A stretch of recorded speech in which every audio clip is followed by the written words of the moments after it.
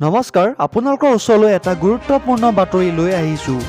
ৰাজ্যত অব্যাহত আছে কোভিডৰ সংক্ৰমণ আৰু কোভিডৰ সংক্ৰমণৰ মাজতেই অনুষ্ঠিত হ'ব মেট্ৰিক পৰীক্ষা।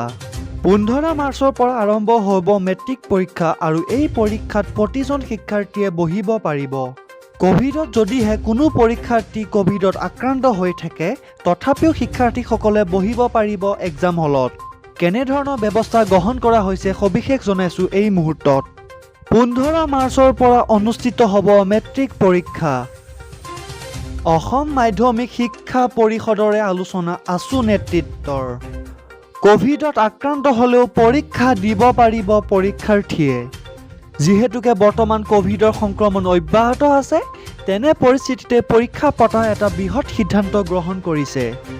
কোভিড আক্ৰান্ত পৰীক্ষাৰ্থীৰ বাবে সুকীয়াকৈ পৰীক্ষাত বহাৰ ব্যৱস্থা কৰিব সেৱাই। এই বৃহৎ সিদ্ধান্ত সেৱাৰ। আৰু এইবাৰ হাইস্কুল শিক্ষান্ত পৰীক্ষাৰ সৰ্বমুঠ পৰীক্ষাৰ্থী 4,32,000 আৰু পৰীক্ষা কেন্দ্ৰৰ সংখ্যা হৈছে 903টা।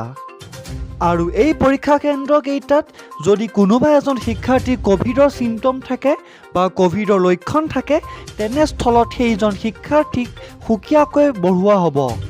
হয়, যদি কোনোবা শিক্ষাৰ্থী কোভিডত আক্ৰমণ হয়, তেন্তে সেই শিক্ষাৰ্থীসকলক অন্য শিক্ষাৰ্থীৰ পৰা নিলগত বহিবলৈ ধুনীয়া সুব্যৱস্থা কৰি দিয়া হ'ব আৰু তাতেই শিক্ষাৰ্থীসকলে সুন্দৰকৈ বহি পৰীক্ষা দিব পাৰিব। যিহেতু 15 মাৰ্চৰ পৰা অনুষ্ঠিত হ'ব মেট্ৰিক পৰীক্ষা, গতিকে এই পৰীক্ষাৰ বাবে এক গুৰুত্বপূৰ্ণ সিদ্ধান্ত গ্ৰহণ কৰা হৈছে। এই সিদ্ধান্ত গ্ৰহণ কৰা হৈছে সেৱাৰ তৰফৰ পৰা আৰু অসম মাধ্যমিক শিক্ষা পৰিষদৰে আলোচনা আছু নেতৃত্বৰ। আৰু তাৰ পিছতেই এই বৃহৎ সিদ্ধান্ত।